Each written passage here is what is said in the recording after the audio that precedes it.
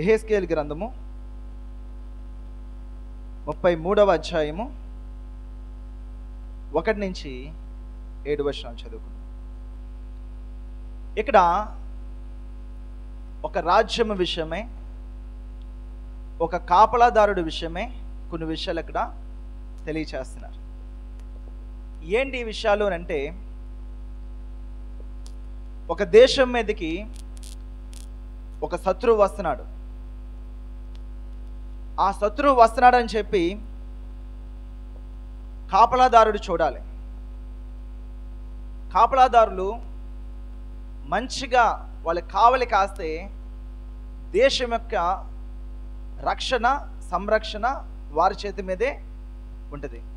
ఎందుకంటే ద్వారం వారి దగ్గర ఉంది. మన దేశాన్ని కూడా చుట్టూ కూడా బార్డర్, ఇండియా బార్డర్ అనేది ఒకటి చుట్టూ ఉంటుంది. ఎక్కడైతే శత్రువులు మన దేశం మీదకి దండెత్తడానికి కానీ, లేకపోతే మన దేశం యొక్క శాంతి భద్రతను పాడు చేయడానికి కానీ ప్రయత్నం చేసినప్పుడు ఆ బార్డర్లో వాళ్ళు ఏం చేస్తారు, కాపలాదారులు చూస్తారు. ఈ కాపలాదారులు వాళ్ళందరూ కూడా 24 అవర్స్ కూడా వాళ్ళు అలా చూస్తూనే ఉంటారు. కొన్ని డ్యూటీస్ 8 అవర్ డ్యూటీస్ ఉంటాయి, 8 గంటల వరకు ముగ్గురు మారుతుంటారు. కొన్ని డ్యూటీస్ 12 గంటల వరకు ఉంటుంది. ఓ 12 గంటలు ఒకడు, ఇంకో 12 గంటలు మరొకడు రాకపోయినా సరే వాడు వచ్చే వరకు ఈ కాపలాదారుడు నిలబడి ఉంటాడు. అలా నిలబడ్డవాడు ఎవడో మంచి కాపలాదారుడు. అది మనీతో సంబంధం కాదండి. అందుకే వాళ్ళకి ఇచ్చే ట్రైనింగ్ కానీ, వాళ్ళకి ఇచ్చే కౌన్సిలింగ్ కానీ చాలా డిఫరెంట్గా ఉంటుంది.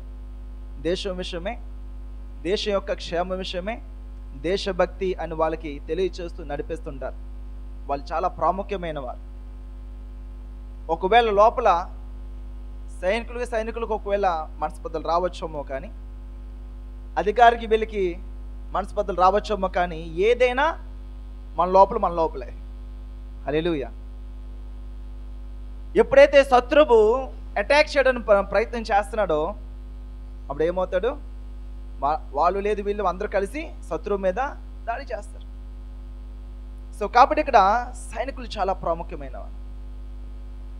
ఎప్పుడైతే అటువంటి పరిస్థితి వస్తుందో, ఎక్కడైతే శత్రువులు లోపలికి ప్రవేశించడానికి చూస్తున్నారో, ఎక్కడైతే పరిస్థితి తను చేయి దాటిపోతుందో, శత్రువుని చూడగానే ఒక బెల్ అనేది కొడుతుంటారు. ఇప్పుడు ఈ జనరేషన్, అప్పట్లో బాకానాదం, బోర బూదుతారనమాట. ఎక్కడైతే బోర బూదుతారో అక్కడ అందరూ కూడా ఎలక్ట్ అవుతారు. సౌండ్ వినపడగానే ఎక్కడో అక్కడ అందరూ కూడా లేచిపోయి వెంటనే వాళ్ళు ఆయుధాలన్నీ కూడా రెడీ చేసుకుని ఎందుకు ఊదారు, ఏం జరుగుతుంది మొత్తం అన్నీ కూడా సర్వే చేసి ఆ సమస్యను క్లియర్ చేయడానికి ఉంటారు. ఒకవేళ ఆ సైనికుడు కాపలాదారి పడుకున్నాడు అనుకోండి, శత్రువు లోపలికి వచ్చాడు అనుకోండి, ఏమవుతుంది, లోపలికి వచ్చి తను ఏదైతే ఆ దేశాన్ని నాశనం చేయాలనుకుంటున్నాడో, మనుషుల్ని కానీ లేకపోతే అక్కడ సైనికుల్ని కానీ లేకపోతే ఆయుధాలను బట్టి ఏదైనా చేయొచ్చు.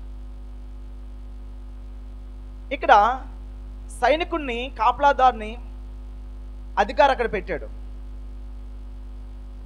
కాపలాదారి నమ్మకంగా పనిచేయాలి. శత్రువులు లోపలికి రావడానికి ప్రయత్నం చేస్తున్నారు. అందుకే కంచె వేశారు చుట్టూ కూడా.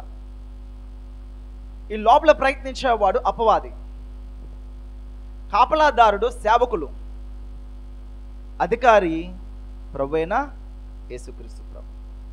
ఆయన ఈ ఇండియా బార్డర్ ఏదైతే ఉందో మన ఆత్మీయ రక్షణ కవచం అది, మన ఆత్మీయ జీవితం అది, మన కుటుంబ జీవితం అది, మన వ్యక్తిగత జీవితం అది. దాని చుట్టూ కంచె వేసుకోవాలి. ఆ కంచె దృఢంగా ఉందా లేదా అనేది కాపలాదారు చూసుకుంటా ఉంటాడు. కంచె ఎవరు వేస్తారు? ఆ కాపలాదారులే కంచె నిర్మిస్తారు. వారు ఎటువంటి కంచెని పెట్టారు, ఎక్కడెక్కడ డోర్ ఉంది, అది ఎంత బలంగా ఉంది, ఏం జరుగుతుంది, ఎటువైపు కొండ ప్రాంతం ఉంది, ఎటువైపు మనుషుల ప్రాంతం ఉంది, ఎటువైపు రహదారికి అనుకూలంగా ఉంది అన్న విషయాలన్నీ కూడా ఈ సైనికులకి తెలుస్తూ ఉంటాయి. సో ఇందులో ఉన్న సారాంశం అంతా ఒక మాట మీకు తెలియచేస్తాను. పరిశుద్ధాత్మ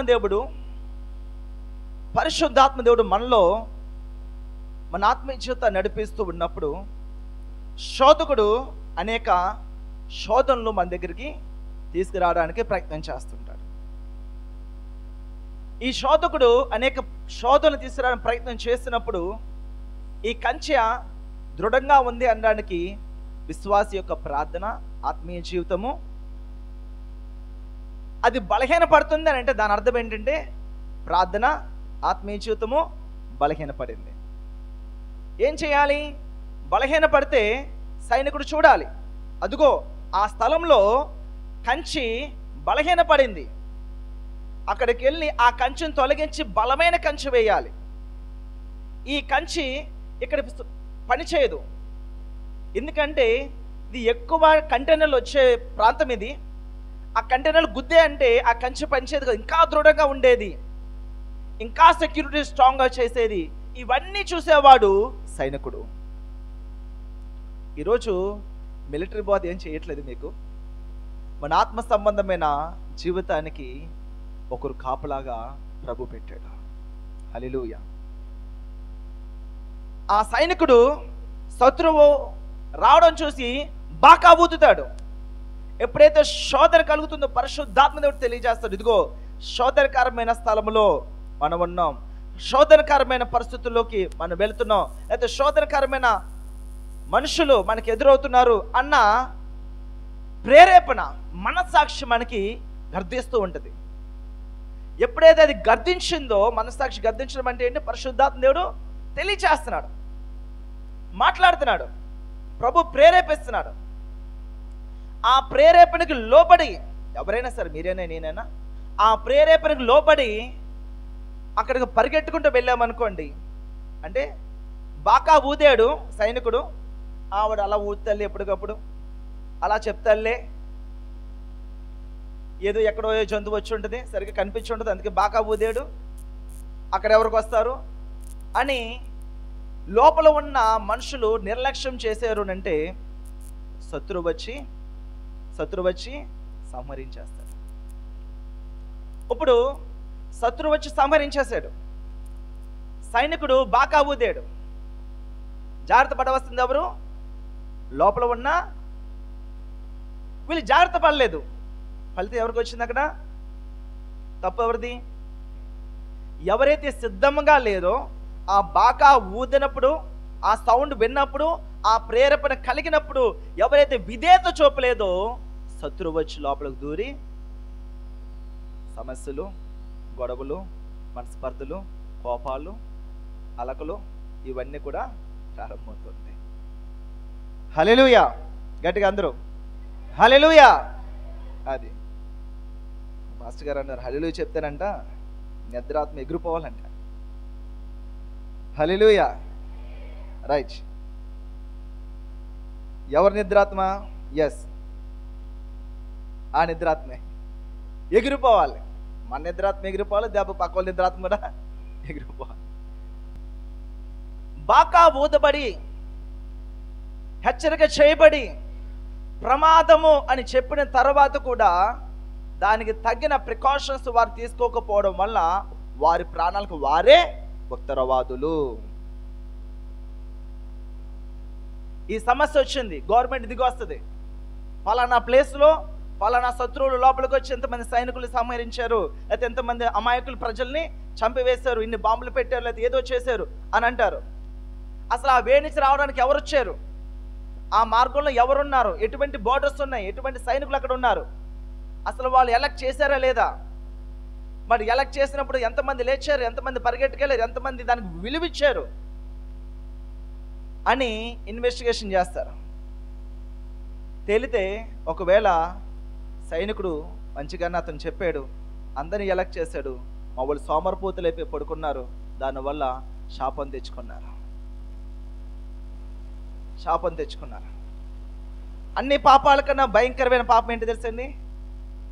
అంటే నా ఉద్దేశంలో ఒక మాట ఉంటుంది కాబట్టి, లేజినెస్, బద్ధకం, భయంకరమైన పాపం అది. బద్ధకం అనమాట. బద్ధకం అంటే బద్ధకం ఎప్పుడు వస్తుంది? ఏ పని ఎప్పుడు చేయాలో అప్పటికప్పుడు చేసుకున్నాక వాళ్ళు బద్ధకస్తులు అంటామండి, అంటావా? అను. పొద్దున్న చేయాల్సింది మధ్యాహ్నం, మధ్యాహ్నం చేస్తే సాయంత్రం, ఈరోజు చేయాల్సింది రేపు, ఎల్లుండు, అలా జరుగుతుంది అనుకోండి. చూసుకోవడం తెలియదుగా, చేసుకోబోదు, త్వరగా పరిగెట్టు అని అంటారు. దేవుడు బద్ధకస్తుల్ని ఏర్పరచుకోడు, గుర్తుపెట్టుకోండి. దేవుడు బద్ధకస్తులు వాడుకోడు అసలు. ఎందుకంటే వాళ్ళు లేపి వాళ్ళకి ఇచ్చారనుకో, ఇక్కడ ఉండాల్సిన పరిచయం అక్కడెక్కడో ఉంటుంది. అంటే ఇంత దూరం పరిగెట్టాల్సిన పరిచయం అక్కడెక్కడో ఉంటుంది. కారణాలు ఏవైనా చెప్తారు. ఫ్యామిలీ అనొచ్చు, మమ్మీ అనొచ్చు, డాడీ అనొచ్చు, చదువు అనొచ్చు, ఇంటర్వ్యూ అనొచ్చు, ఇంకోటి అనొచ్చు, మనీ లేదనొచ్చు, ఏదైనా కావచ్చు. బట్ రీజన్ ఏదైనా కావచ్చు, వాళ్ళు లేజీ ఫెయిలర్స్. ఎందుకు చెప్పమంటారా? ఎప్పుడైతే చురుకుగా పరిగెట్టేవాడు కారణం చెప్పడు, బద్ధకస్తులు మాత్రమే కారణాలు చెప్తారు. ఎందుకు ఇలా జరిగిందంటే దానికి కావాల్సిన రీజన్స్ వాళ్ళ దగ్గర ఉంటాయి. సాధారణంగా మీరు చూడండి, ఎట్ ఏ టైం ఎక్కడెక్కడ జరుగుతూ ఎక్కడెక్కడ పక్కగా వెళ్ళిపోతుంది అనుకోండి, వాళ్ళు అడగరు. అసలు అడగాల్సిన పని ఏముంది, ఇప్పుడు కూడా అంతా అయిపోతుంది. అధికారులు ఎప్పుడు అడుగుతారు? ఏవయ్యా ఈ ఫైల్ నువ్వు ఇమ్మన్నాను కదా పలానా ఆఫీసులో, ఎందుకు ఇవ్వలేదు అని అంటే అడుగుతారు, ఎందుకు ఇవ్వలేదని. ఫైల్ ఎప్పటికప్పుడు ఇచ్చేసారు అనుకోండి, పర్వాలేదు, వాడు పని చేస్తున్నాడు. అయితే వాడు కూర్చోలేదు, వాడు పని చేస్తున్నాడు, కష్టపడుతున్నాడు. సేవకుడు హెచ్చరిక చేసి కూడా దానికి లోబడకపోతే అపవాది ఏం చేస్తున్నాడు? లోపలికి దూరుతున్నాడు. సేవకులు దేవుడు ఏర్పరిచిన సైనికులు, మీ ఆత్మలను కాసే సైనికులు. ఈ వాక్యం చూస్తున్న ప్రతి ఒక్కరు కూడా సేవకులు మన ఆత్మల్ని ఒక రక్షణ కవచంలో పెట్టి కాపాడుతూ ఉంటారు. యేసు ప్రభు కూడా అదే ఉపమానం చెప్పారు. గొర్రెలు మంచి కాపరి తన గొర్రెల కొరకు ప్రాణం పెడతాడు. సైనికుడు ఆయన ఏం చేస్తాడు? ఆదిమర్చి గొర్రెలు పడుకుంటే ఏమో కానీ కాపరి నిత్యము అటువంటి గ్రహింపుతోనే ఏ చెవం చెడుకోమన్నా కళ్ళు తెరిచే నిద్రే ఉంటుంది వాళ్ళకి. ఎందుకునంటే శత్రువు వస్తాడు, మనం ఊహించిన సమయంలో వస్తుంటాడు శత్రువు, అనుకోని మార్గంలోంచి వస్తుంటాడు శత్రువు వచ్చి మందిరం గలబిలి చేస్తుంటాడు. తోడేలు వచ్చి, సింహం వచ్చి పట్టుకొని వెళ్తూ ఉంటుంది, ఎప్పటికప్పుడు కాపలా కాస్తుంటాడు. ఇక్కడ ప్రభు ఒక మాట తెలియచేస్తాడు. శత్రువు రావడము చూసి అక్కడున్న సైనికుడు వాడు నిద్రపై కూర్చుంటే శత్రువు లోపలికి వచ్చి లోపల ఉన్న వారిని సంహరించినప్పుడు ఎవరిది తప్పు అంటే ఆ సైనికుడు తప్పు. ఎందుకు? ఆ సైనికుడు ఎలెక్ట్ చేయలేదు, వాళ్ళు మేలుకొలపలేదు, బాకా ఓదలేదు, పిలవలేదు. కాబట్టి ఎవరి తప్పు? లోపల జరిగిన నష్టానికి ఆ సేవకుడే తప్పు. అతడు హెచ్చరించి కూడా లోపల సిద్ధంగా లేకపోతే వారిది తప్పు, హెచ్చరించకపోవడం అయింది తప్పు. ప్రభు మాట్లాడుతున్నాడు అక్కడ. దేవుడు మనకి ఏర్పరచబడిన సేవకులని, విశ్వాసులు మనం ఏం చేస్తుండాలి? వారు మన ఆత్మలకి రక్షణ కవచాలు. వారందరూ కూడా దేశానికి నలుదిక్కుల సైనికులు ఎలాగైతే కాపులాగా ఉంటారో, ఎత్తైన స్థలముల్లో సైనికుల్ని, సేవకుల్ని దేవుడు అలాగా ఏర్పరచుకున్నాడు. అందరూ చదవండి. నరపుత్రుడా, నేను ఇశ్రాయేలులకు కావలి వానిగా నియమించి ఉన్నాను గనుక నీవు నా నోటి మాటలను విని నాకు ప్రతిగా వానికి హెచ్చరిక చేయము. చూసారండి, ప్రభువు కావలి వారిని ఎక్కడ పెట్టాడు? ఇశ్రాయేలు మీదకి ఒక కాపుల వారిని అక్కడ పెట్టాడు. ఇశ్రాయేలు ఎవరు? విశ్వాసము ద్వారా రక్షించబడిన ప్రతి ఒక్కడు కూడా ఇశ్రాయేలీయుడే. హల్లెలూయా. అబ్రహామును బట్టి అబ్రహాము సంతానము, వంశము యేసుక్రీస్తు ప్రభు. అబ్రహాము యొక్క ఆశీర్వాదము, నీ యందు సమస్త వంశములు ఆశీర్వదించబడునని దేవుడు ఇచ్చిన వాగ్దానము యేసు ప్రభుకి, యేసు ప్రభు బట్టి, యేసు ప్రభు ప్రజలందరి కొరకు ఆయన ప్రాణం పెట్టాడు. యేసు ప్రభుని బట్టి మనమందరం కూడా ఇశ్రాయేలు ప్రజలమే. సో ఇక్కడ మాట్లాడుతున్నాడు, ఇశ్రాయేలుకు కావలివానిగా నియమించి ఉన్నాను గనుక నీవు నా నోటి మాటలను విని నాకు ప్రతిగా వారిని హెచ్చరిక చేయము. ఇప్పుడు సేవకులు హెచ్చరిక చేస్తున్నారంటే ఎవరి మాటది? ఎవరి మాటది? ప్రభు చెప్తున్నాడు, నాకు ప్రతిగా సేవకుని పెట్టాను, నేను నా మాటగా పెట్టాను. మీ ఆత్మను కాపాడుటకు, మీ ఆత్మను బలపరచుటకు, సంతోషంగా ఉండుటకు. లోపల ఉన్న వాళ్ళు పడుకుంటారు, సైనికుడు పడుకోడు. సైనికుడు నిత్యము కావలి కాస్తూనే ఉంటాడు. మరొక విషయం చెప్తుంటాను ఎప్పుడు కూడా నేను, ఒకవేళ శత్రువు వచ్చి కొడితే ఎవరు తగులుద్ది? ఎవరు తగులుద్ది? కాపలాదారుడు ఉన్నాడు. శత్రువు లోపలికి వెళ్ళడం ముందు కాపలాదారుని చంపామనుకోండి, శత్రువు ఈజీగా లోపలికి వెళ్ళిపోవచ్చు. అప్పుడు లోపల ఉన్న వాళ్ళని చంపచ్చు. ప్రమాదం ఎవరికి మొదట? ప్రమాదం ఎవరికి మొదట? సేవకులకు మొదట. సేవకులు మొదట. అపవాది చూస్తుంటాడు, ఆ సెక్యూరిటీ గార్డ్స్ అక్కడ ఉన్నంత వరకు మనం లోపలికి వెళ్ళాం, ముందు మనం లేపండి, అప్పుడు మనం ధైర్యంగా మనం లోపలికి వెళ్ళొచ్చు. లోపల ఉన్న పెద్ద విషయం కాదు. ఆ సెక్యూరిటీ వాడి చేతిలో గన్ ఉన్నంత వరకు, వీడి చేతిలో బాంబులు ఉన్నంత వరకు ఏంటవి? దేవుడు మనకిచ్చిన వాక్యము, వాక్యమైన ఆత్మ ఖడ్గము. హల్లెలూయా. దేవుడు వాక్యము మనకిచ్చిన ఆత్మ ఖడ్గ. అపవాది వేసే అగ్ని బాణాలకి దేవుడు వాక్యం చేత మనం ఏం చేయాలి? ప్రతిదాడి చేయాలి. అపవాది శోధించినప్పుడు యేసుక్రీస్తు ప్రభు, నువ్వు మనుషుడు రొట్టె వల్ల మాత్రమే కాదు, దేవుడు నోటి నుంచి వచ్చే ప్రతి మాట వల్ల అని ఏం చేశాడు? ప్రతిదాడి చేశాడు యేసుక్రీస్తు ప్రభు. హల్లెలూయా. అపవాదిని ఎదిరించు, మనం ప్రతిదాడి చేయాలి. మనం ప్రతిదాడి చేసేవారుగా మనం ఉన్నాం. అపవాది మనలోకి వచ్చి మన హింస పెట్టేస్తుంది, ఇబ్బంది పెట్టేస్తుంది కాదు. మనము శత్రు దేశంలోకి వెళ్ళి అపవాదిని గలిబిలి చేసే పిలుపు, అపవాదిని గలిబిలి చేసే కాలింగ్ మనది. హల్లెలూయా. అపవాది మనలోకి వస్తే మన కథలను కాదండి, దేవుడు మనకి సర్వాంగ కవచం ఇచ్చి వాక్యమైన ఆత్మఖడ్గం ఇచ్చాడు. అపవాదిని ఎదిరించి అపవాది కాడి కింద ఉన్న అనేక మంది అన్యజనుల్ని పట్టుకొని దేవుడు రాజ్యంలోకి నడిపించాలి. హల్లెలూయా. టెర్రరిస్ట్, టెర్రరిస్ట్ అంటే టెర్రర్. అమ్మ బాబు టెర్రరిస్ట్ వచ్చేసారంట. ఎవరు భయపడుతున్నారు? ఎవరికి భయపడుతున్నారు? టెర్రరిస్ట్. అపవాది ఒక టెర్రరిస్ట్గా మన దేశంలోకి పడి మనం పాడు చేస్తుంటే మనం గజ వడికి వెళ్ళిపోతున్నామా, లేకపోతే మనమే అపవాది రాజ్యంలో ఒక టెర్రర్ పుట్టించే వారుగా మనం ఉన్నామా అన్న విషయాన్ని మనం చాలా జాగ్రత్తగా గమనించుకోవాలి. చాలా జాగ్రత్తగా గమనించుకోవాలి.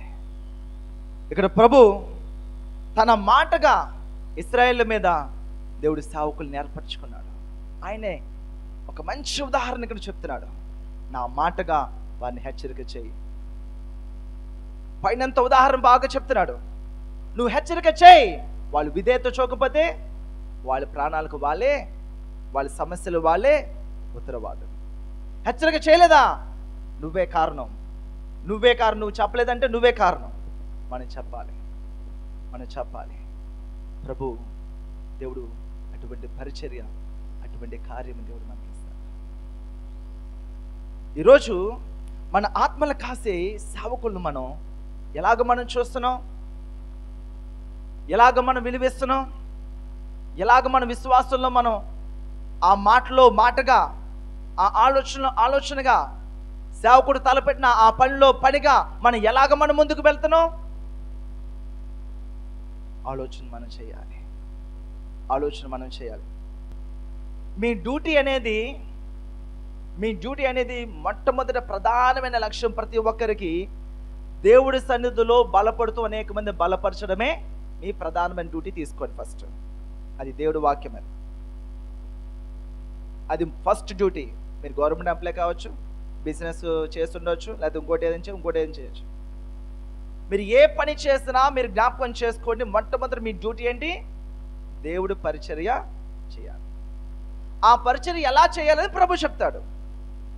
ఈ ఉద్యోగం చేస్తూ పరిచర్య చేయాలా, ఈ వ్యాపారం చేస్తూ పరిచర్య చేయాలా, లేకపోతే ఆ వృత్తి చేస్తూ పరిచర్య చేయాలా అని ప్రభు చెప్తాడు. ప్రధానమైన లక్ష్యము. వాళ్ళెవరికో ఉద్యోగం చేస్తే ఆ డబ్బులతో మీరు బతకట్లేదు. దేవుడు మిమ్మల్ని అక్కడ పెట్టాడు. దేవుడితో మీరు సహవాసముతో మీరు అక్కడ నిలబడగలిగితే ప్రభు ఏం చేస్తారు? అక్కడ ఒక ఉన్నతమైన స్థితిలోకి దేవుడు మనల్ని నడిపిస్తాడు. ఒక ఉన్నతమైన స్థితిలోకి ప్రభు నడిపిస్తాడు. ఏ అధికారికి మనం పని చేయని అవసరం లేదు. మనకి చెప్పబడిన పని నమ్మకంగా, ఖచ్చితంగా కష్టపడి మనం పని చేస్తాం. నేను చెప్తున్నా కదా, మన పనిలో పెట్టారనంటే, ఎక్కడైనా ఒక జాబ్ ఇచ్చారంటే 5 నిమిషాలు ముందు మనం వెళ్ళాలి, 5 నిమిషాలు లేటుగా మనం వస్తూ ఉండాలి. మనకు అప్పగించబడిన పనిని మరలా పర్యవేక్షించారు అంటే అది మన చెడ్డ సాక్ష్యం. అది మన చెడ్డ సాక్ష్యం. ఎవరికి అలా చేస్తారు? ఒక క్యాపబుల్ పర్సన్, మంచిగా చేసేవాడు, వాడు ఒక పని చెప్తారు, రే వాడు వర్క్ చేస్తారు, ఒకసారి మళ్ళీ ఎలా చేస్తారో చూడు అని అంటారు. ఎవరి దగ్గరికి వెళ్తారు? అలాగా సరిగ్గా చేయలేని వాడికి, సరిగ్గా దాన్ని ఫినిష్ చేయలేని వాడిని మరలా వెనకలు ఇంకొకటి వెళ్ళి ఏం చేయాలి? ఎలా చేశాడో, ఏం జరిగిందో, మంచిగా అయిందా లేదా, మనకు పనికి వస్తుందా పనికిరాదా, అలా మన వెనక ఒకరు వచ్చారు అంటే, లేకపోతే అలా మన వెనక మళ్ళీ వాళ్ళు వెతుకుతున్నారు అంటే అది సరైన విశ్వాసి కాదు. ఒరే అవసరం లేదు, వాడు వదిలే, మనం ఏం పట్టించుకోకలేదు, వాడు తెలుసు, వాడు చాలా మంచిగా చేస్తాడు, చూసుకోకలే, వాడు వెళ్ళాడనికి చూసుకోకలేదు. ఇంకా మరి ఈ సమస్య, ఏ సమస్య వచ్చినా వాడు హ్యాండిల్ చేస్తాడండి, ఏం చూసుకోకలే. ఎప్పుడు చేస్తాడు అది? ఎలా చేస్తారు అది? సో ఈరోజు మనము దేవుడికి అటువంటి నమ్మకస్తులుగా మనం ఉండగలుగుతున్నామా?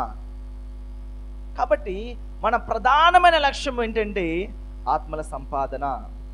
ఒకటి, మన ఆత్మను జాగ్రత్తగా కాపాడుకోవాలి ఒక చేతితోటి, మన ఆత్మీయ జీవితాన్ని జాగ్రత్తగా కాపాడుకోవాలి. 2, ఇతర ఆత్మలను మనం కాపాడుతూ ఉండాలి, కాపలా కాస్తూ ఉండాలి. మీ కుటుంబానికి మీరు ఒక సైనికుడిగా ఉండాలి. సంఘానికి సేవకుడు ఎలాగైతే సైనికుడిగా ఉన్నారో, మీ కుటుంబానికి, మీ ఆత్మీయ జీవితానికి, మీ జీవితాన్ని మీరే నాయకులు, మీ జీవితాన్ని మీరే లీడర్, మీ లైఫ్కి మీరే లీడర్. అందులో మీ లైఫ్ని జాగ్రత్తగా మీరే లీడ్ చేసుకోవాలి. సో దేవుడు ఏదైతే వాక్యంతో మనల్ని హెచ్చరిక చేస్తున్నాడో, వాక్యంతో పట్టుకొని మన విశ్వాసంతో మనం ముందుకు వెళ్ళినప్పుడు ప్రభు సమస్తము కూడా మనల్ని జరిగిస్తూ ఉంటాడు, నడిపిస్తూ ఉంటాడు. ఎవరైతే మంచి పనివాడు ఎప్పుడు అవుతాడంటే, ఆ యజమానికి మంచిగా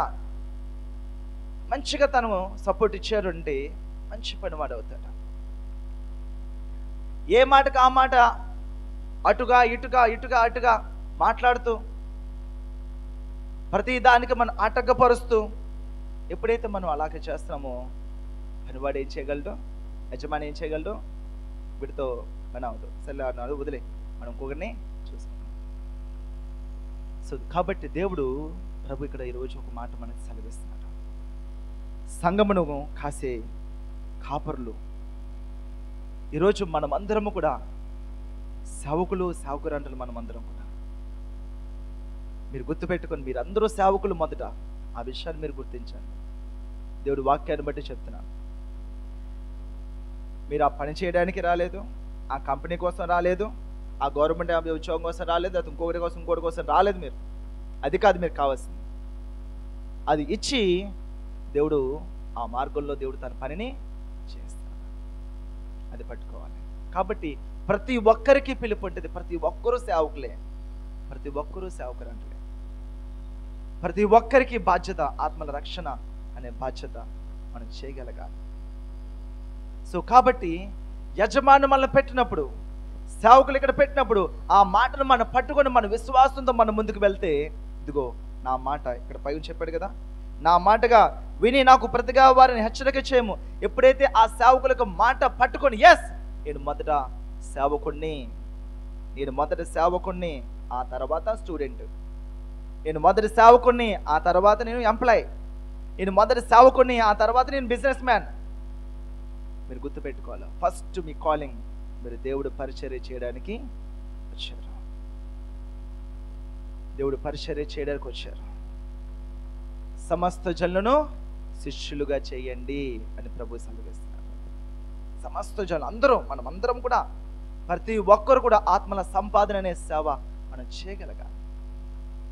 సో కాబట్టి ఎప్పుడైతే మనం దాన్ని పట్టుకుని మనం ముందుకు వెళ్తామో ప్రభు ఆ విషయంలో తన కార్యం జరిగిస్తుంటారు. ఆదివారానికే మనం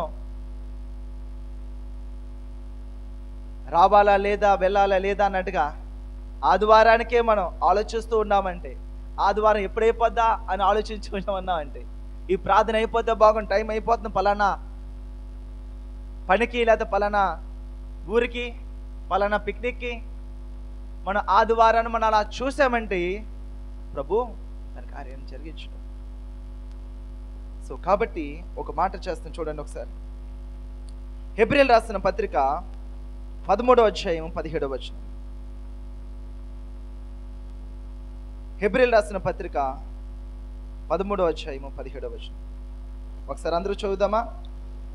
మీ పైని నాయకులుగా ఉన్నవారు లెక్క ఒప్ప చెప్పవలసిన వారి వలె మీ ఆత్మలను కాయిచున్నారు.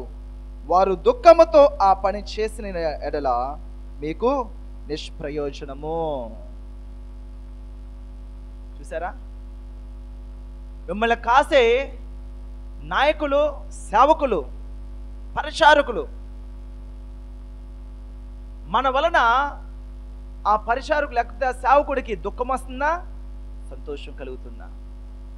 మన వల్ల తలనొప్పి తగ్గుతుందా, తలనొప్పి పెరుగుతుందా? మన వల్ల గలిబిలి జరుగుతుందా, గలిబిలి పోతుందా? ఈరోజు మనం ఆలోచించుకోవాలి. దేవుడు తన సేవకులు ఏర్పాటు చేసింది మన ఆత్మలకి లెక్క అప్పచెప్పాలి. ఫ్రంట్ లైన్లో మనం ఉన్నాం. మీకు విషయం తెలుసండి, దేవుడు రేపు దినాన్న మిమ్మల్ని లెక్క అడిగే ముందు మొదట మా లెక్క తేలుస్తాడు. మా లెక్క తేలుస్తాడు. మా లెక్క తేల్చి ఆవిడ మీ దగ్గరకు వస్తాడు. ప్రకటన గ్రంథంలో క్లియర్గా రాయబడి ఉంటుంది. దేవుని యొక్క తీర్పు తన ఇంటి నుంచే ప్రారంభమవుద్దంట. మనం అనుకుంటాం, అయ్యో అన్యజనులు ఇంకా ప్రభు నమ్మలేదు, ప్రభు వచ్చాడంటే ప్రభు తీర్పు వారి మీదకి వచ్చేద్ది అని అనుకుంటాం. వాళ్ళు కాదు, వాళ్ళ తర్వాత ముందు ఆయన ఇల్లు చక్కబెట్టుకొని లోపల ఉన్న వాళ్ళు ఎలా చేస్తున్నారు, ఏం చేస్తున్నారు, వేషధారణ చేస్తున్నారు, నిజంగా చేస్తున్నారా, మనుషులు చూస్తారని చేస్తున్నారా, ఎలాగున్నాడు అని తన ఇంటిని చక్కబెట్టుకొని మొదట సేవకులు, ఇంటి యజమాని, ఫస్ట్ ఎవరండి? ఇంటి యజమాని. ఆ గృహముకి యజమాని ఎవరు? ఆ సంఘముకి యజమాని ఎవరు? మొదట వాళ్ళు డీల్ చేస్తారు. కుటుంబం అలాగుందంటే కుటుంబ యజమాని అలా ఉన్నాడు. సంఘం అలాగుందంటే ఆ సంఘ కాపరి అలా ఉన్నాడు. తప్పు ఎక్కడిది? సంఘ కాపరిది. ఎవరు చేసినా సరే, ఇక్కడ మీరు ఉన్నారు, మీరు ఏది జరిగినా సరే ఎవరిది? అది నాకు చెప్పి జరిగినా, చెప్పక జరిగినా, నేను లేకుండా జరిగినా, అయ్యో నేను అక్కడ లేనండి, నాకు తెలియదండి అన్న ఊరుకోదు. సేవకుడు బోర్డు పెట్టుకుని ఏం చేస్తారా అంటారు. బయట ఇంకా మంచిగా మాట్లాడతారు వాళ్ళు. బయట ఇంకా మంచిగా మాట్లాడతారు. అది ఇంట్లో ఎక్కడ సమస్య వచ్చింది అనుకోండి, అడుగుతారు, ఏడు ఆ తండ్రి ఎక్కడున్నాడు, ఆ తల్లి ఎక్కడున్నారు, ఏంటి, ఏం జరిగింది అని అంటారు. అయ్యో మాకేం తెలియదంటే మరి పిల్లలు ఉన్నాడు, ఏం చేస్తున్నావు నువ్వు, ఏం పని నీకు? ఈ కుటుంబాన్ని అప్పచెప్పాను, బిడ్డలను అప్పచెప్పాను, ఆత్మలు అప్పచెప్పాను, జాగ్రత్తగా కాపలా కాయాల్సిన బాధ్యత మీద. ఈరోజు ఈ మాట మనం అందరము కూడా ఒక సేవకుడి విషయంలో, పరిచర్య విషయంలో, అలాగే ఎవరికారు వ్యక్తిగత జీవితంలో కూడా మనం అందరం కూడా నేర్చుకోవాలి. మమ్మల్ని నడిపించే, నేర్పించేవారు వారు ఎలాగ ఉండాలి? సంతోషంతో, సమాధానంతో వారు నింపబడాలి. ఎందుకు? మన ఆత్మ కాపలా కాస్తున్నారు. శత్రువు నుంచి వచ్చే శ్రమలు ఒక పక్క అయితే, ఏమండి, శత్రువు నుంచి వచ్చే శ్రమలు ఒక పక్క అయితే, కాపలా కాస్తున్న ఆ లోపల నుంచి వచ్చే శ్రమలు మరొకటి. బయట నుంచి వచ్చే శ్రమలు ఒకటి అయితే, లోపల నుంచి వచ్చే శ్రమలు మరొకటి. అన్నింటికీ సెంటర్ పాయింట్ ఆయనే, అన్నిటికీ కర్త ఆయనే. సో కాబట్టి ఈరోజు ప్రభు మాట్లాడుతున్నాడు చాలా విషయాలు. మీ పైన నాయకులుగా ఉన్నవారు లెక్క అప్పచెప్పవలసిన వారి వలె మీ ఆత్మలను కాయిచున్నారు. మొదట మనం అగ్రి అవ్వాలి. మనం ఎటువంటి నాయకత్వంలో మనం ఉన్నాము, ఎటువంటి ఆత్మ నడిపింపులో మనం ఉన్నాము, దాని అగ్రి అవుతున్నామా లేదా? అగ్రి అవుతున్నామా లేదా? ఇంట్లో తల్లి తిట్టింది అనుకోండి, తల్లి తిడతారు సాధారణంగా. తల్లి ఎక్కువ తిడుతూ ఉంటారు, ఎందుకంటే కొంచెం సహనం ఎక్కువ కాబట్టి కొంచెం 4 మాటలు ఎక్కువ మాట్లాడు. తండ్రి కానీ సహనం ఉండవు. సహనం అంటే ఒక మాట 2 మాట వస్తే 3వ మాటకి 4 తైలిస్తుంటారు. ఒకవేళ నేను కొడతావా, నేను పోతాను బయటికి, లోకల్ నాకు ఎంతోమంది మమ్మీలు ఉన్నారు, ఎంతోమంది డాడీలు ఉన్నారు, అడిగి వెళ్ళిపోతాను నేను అని వెళ్ళిపోతారండి ఎవరన్నా? మీకు ఇది లోతుగా అర్థం అవ్వాలంటే కొంచెం మీరు అందరూ నాకు పర్మిషన్ ఇస్తే ఒక మాట చెప్తాను. ఇది మీకు లోతుగా అర్థం అవ్వాలంటే చెప్తాను. మమ్మీలు డాడీలు అంటే అర్థం కావట్లేదు కదా, కొంచెం లోతుగా అర్థం అవ్వాలంటే, భర్త కొట్టాడని భార్య నేను ఎక్కడ ఎదుకుంటాను, నువ్వు నన్ను కొడతావా, లోకంలో నాకు చాలా మంది అని వెళ్ళిపోతారా? అందుకే చెప్తున్నా, నువ్వు ఒక్కడే ఉన్నావా, చాలా మంది మమ్మీలు ఉన్నా, చాలా మంది డాడీలో వెళ్ళిపోతున్నా వాళ్ళ దగ్గరికి అని మమ్మీ డాడీ మీకు అర్థం కావట్లేదేమో. ఆ లోతు ఒక భర్త భార్యనన్నా, ఒక భార్య భర్తనన్నా, నువ్వు ఒక్కడమైన భర్త ఉన్నావు నాకు లోకంలో అని అంటే చూసారా? కాబట్టి మనం ఎటువంటి పరిస్థితుల్లో మనం ఉన్నాం? వాళ్ళు తిట్టారు అంటే, వాళ్ళు కొట్టారు అంటే, వాళ్ళు మందలించారంటే దాని అర్థం ఏంటి? ఎక్కడో ఏదో జరిగింది. అది మన ప్రమేయం ఉండి జరిగిందా, ప్రమేయం లేక జరిగిందా, మనం సరిగ్గా చూసి జరిగిందా, చూడక జరిగిందా, మన తప్ప పక్కోడి తప్ప, ఏ తప్పు అయినా సరే. మా ఆత్మీయ జీవితంలో మా సేవకుల దగ్గర లేకపోతే మేము నేర్చుకున్న అంశం, ఒక సమస్య ఒకళ్ళు నాతో మాట్లాడుతున్నప్పుడు ఒకసారి మాట్లాడుతూ రెండోసారి చెప్తా, మూడోసారి ఐఎమ్ సారీ, నాదే తప్పు, క్షమించండి. నో డిబేట్స్ అని వాదన లేదు, వాదన అవసరం లేదు అసలు. యాక్చువల్లీ చెప్పాలంటే నేను వాదించాల్సిన అవసరం నాకు లేదు. నేను మిమ్మల్ని వాదించి నేను మంచోడని నేను నిరూపించాల్సిన అవసరం నాకు లేదు. ఫస్ట్ ఆఫ్ ఆల్ మీకు బాస్ గారుగా ఉన్నానా, praise God, God bless you, హ్యాపీగా మీరు బాస్ గారు కానీ చూడండి, నో ప్రాబ్లం. ఇంకొకలా కనబడుతున్నా మీకు ఏమైనా పర్వాలేదు. ఐ అగ్రీ, ఎందుకంటే ఐ నో మై గాడ్. హల్లెలూయా. నా ప్రభు నాకు తెలుసు. నా ప్రభు యొక్క చిత్తమును నేను నేరుగా నేను వెంబడిస్తున్నప్పుడు దేని విషయంలో నేను భయపడను. అలాగే మీరు కూడా దేని విషయంలో మీరు భయపడాల్సిన అవసరం లేదు. ఒకవేళ నేను వెళ్ళే మార్గంలో డౌటు, అవునో కాదో ఏమో, అవునో కాదో తెలియదు, ఏమో తెలియదు, కానీ మనం మాత్రం మమ్మీ నాకు ఇది కావాలి, అది అవసరమా, అవసరం కాదా, ఉపయోగపడదు, దానివల్ల నువ్వు హ్యాపీగా ఉంటావా లేదా అనేది ఇంకేం అవసరం, నాకు అది కావాలంతే అని అడుగుతుంటారు చాలా మంది. తండ్రి ఉద్దేశం అవసరంలే, తల్లి ఉద్దేశం అవసరంలే. మీకు అర్థమవుతుందండి? నేను కుటుంబం గురించి చెప్పట్లేదు, పరలోక తండ్రి గురించి మాట్లాడుతున్నా, సేవకుల గురించి మాట్లాడుతున్నా. ఇది వద్దు అంటే దాని అర్థం ఏంటి? అది మీకు ప్రమాదము, అది మీకు ఉపయోగం కాదు. కాబట్టి పాస్టర్ గారు ఓకే, ఈ కొన్ని విషయాలకి ఓకే, పాస్టర్ గారు అయితే మంచివారు, ఈ విషయాల దగ్గరికి మనం పాస్టర్ దగ్గరికి వెళ్ళకూడదు, ఈ విషయాలు పాస్టర్ గారి దగ్గర డిస్కస్ చేయకూడదు, ఎందుకంటే డిస్కస్ చేస్తే ఆయన ఇంకోలా చెప్తారు ఆయన. కాబట్టి ఈ విషయాల వరకు పాస్టర్ గారితో మాట్లాడాలి, ఈ విషయాల వరకు సలహాలు తీసుకోవాలి, ఈ విషయాల కోసం ప్రార్థన చేయించుకొని ఈ విషయాలు మాత్రం ఎక్కడో గొప్ప చెప్తారు. అసలు పాస్టర్ గారి పాయింటే కాదు. హల్లెలూయా. సైనికుడిని ఎవరు పెట్టారు? అధికారులు పెట్టారు. కాబట్టి ఆ కవచం లోపల ఉండాల్సిన బాధ్యత వారు. ఆ కవచం దాటి ఒకవేళ నేను వెళ్తాను అని అంటే, అమ్మా బయట ప్రమాదము. నేను ఇప్పుడు కూడా ఆలోచిస్తుంటాను, ఒకసారి కళ్ళు మూసుకొని, నేను మారు మనసు పొందాను, లేకపోతే ప్రభువు నన్ను పట్టుకున్నాడు, నేను పొందడం కాదు, ప్రభువు నన్ను పట్టుకుని ఆ హృదయాన్ని తెరిచాడు. ఒకవేళ నేను మారు మనసు పొందకపోయి ఉంటే, ప్రభువుని అంగీకరించకపోయి ఉంటే, నా జీవితం ఎలా ఉంటుందా అన్న ఆలోచన కూడా అందట్లేదు నాది. ఎందుకంటే ఉండను కాబట్టి. మనిషి ఉంటే ఆలోచించవచ్చు, ఆ మనిషే లేకపోతే ఏమవుతారు?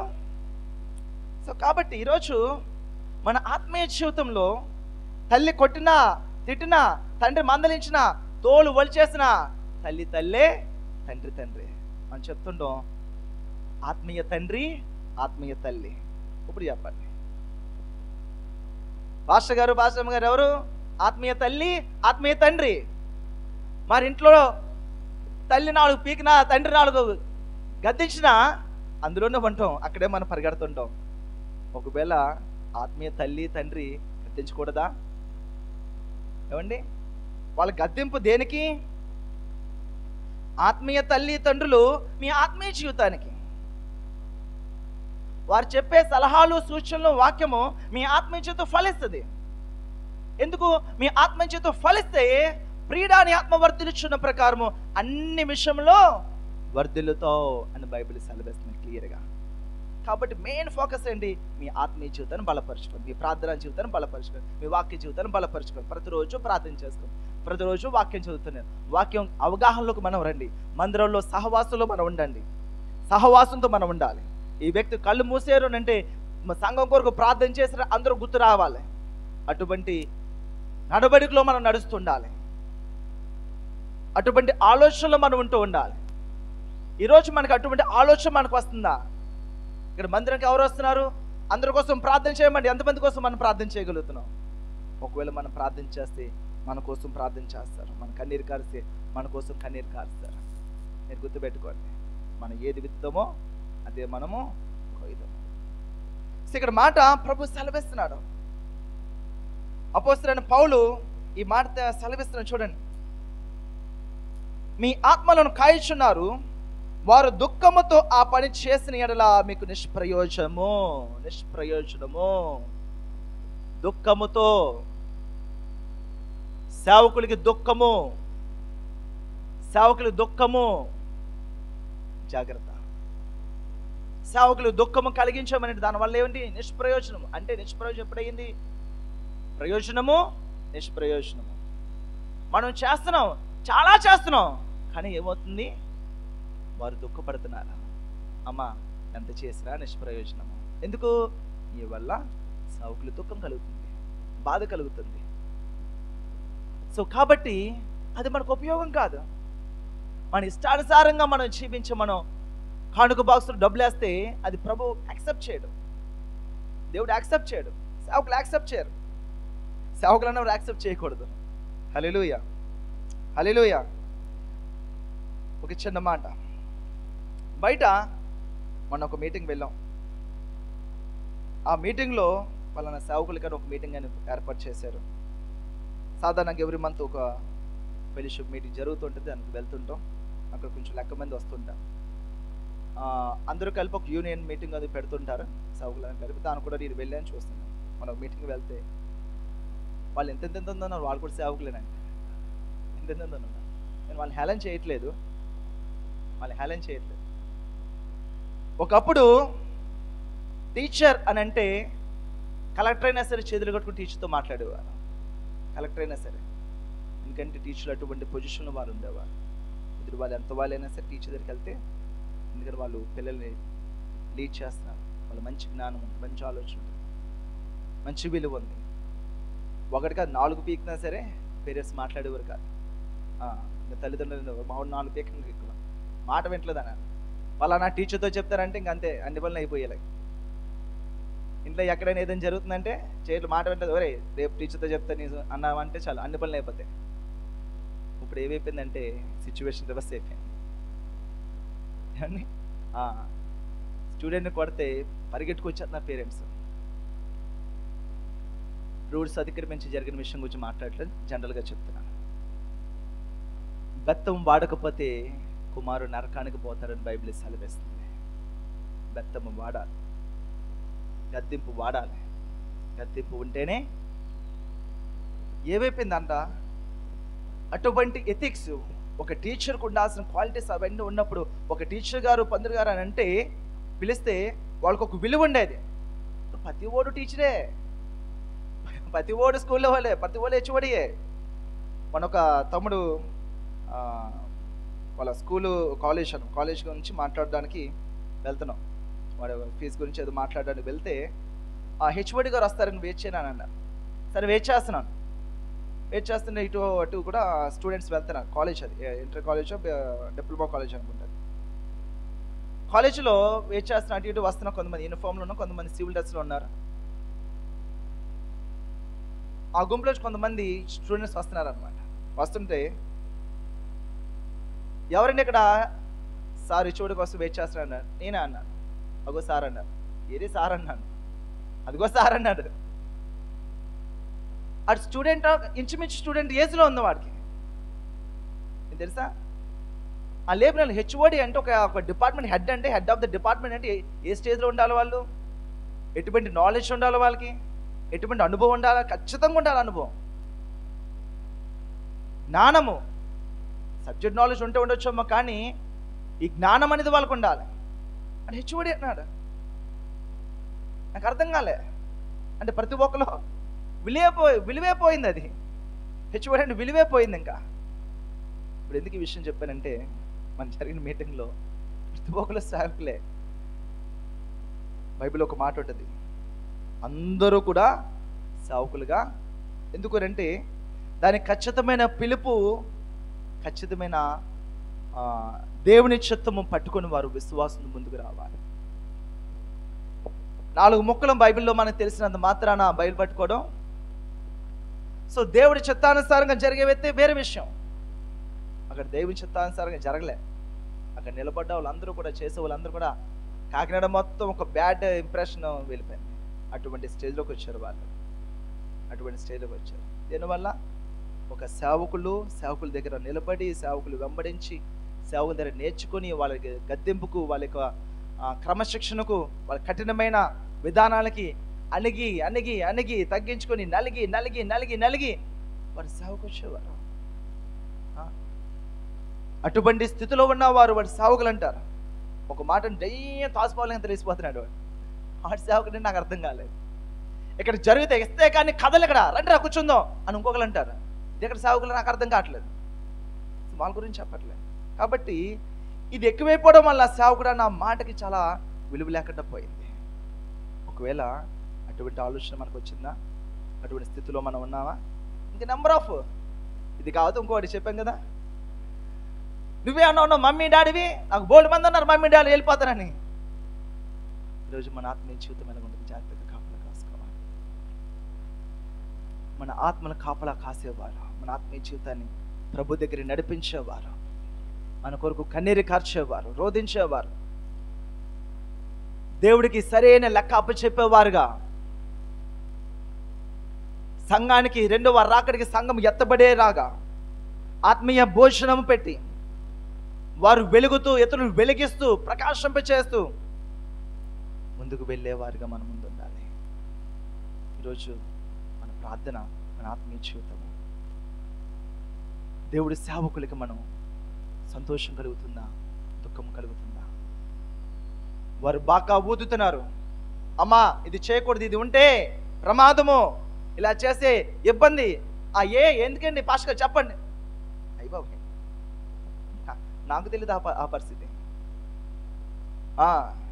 ఈ నేర్చుకున్న విషయాలు అది కాదు అంటే ఒకడు ఎందుకన్నా పాస్టర్ ఎందుకు ఒప్పుకోలేదు, అది షడాప్ వర్మ అని కాదండి, ఏదో రీజన్ ఉంటుంది ఫాలో అవడమే.